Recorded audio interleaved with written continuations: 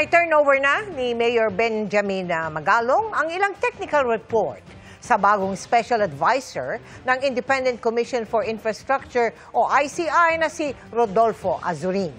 Tinalakay din ng dalawa at ni Public Works Secretary Vince Dizon kung paano mapatitibay ang mga kaso kaugnay na mga proyektong kontrabaha.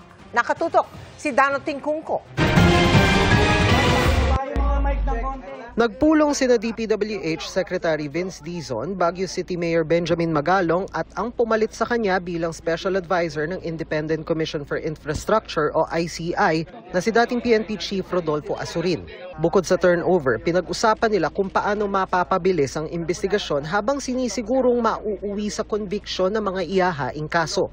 Ang mga kababayan natin naiinit na, lahat tayo galit na, gusto na talaga nating mapanagot yung mga dapat managot. In the next few days, ipipresenta namin yung strategy, no, tsaka yung sistema, ano ang mga ipaprioritize sa dami, kasi libo to hindi to daan Sa ngayon, may 2 kaso ng inirekomendang isampa sa ombudsman at meron pang nakapilang kaso na hindi bababa sa 25.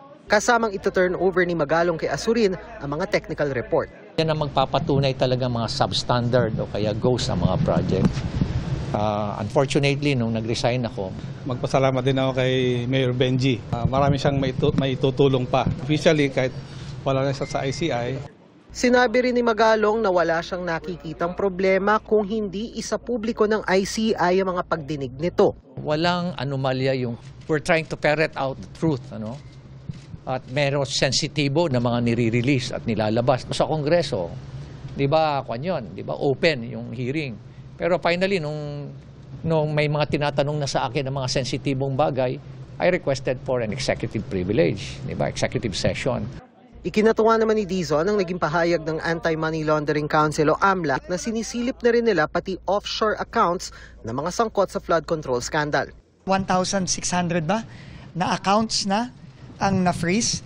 To be honest, I think unprecedented yan. Ang next step, pagbawi. At yun ang pag-uusapan namin. Kasi kailangan, hindi lang enough yung may makulong, sabi nga ni Pangulo, kailangan maibalik natin yung pera ng mga kababayan natin. Hinihiling naman ni Azurin ang dagdag na tauhan mula sa AFP at PNP para mapabilis ang investigasyon. Para sa GMA Integrated News, Dano Tingkungko, Nakatutok, 24 Oras.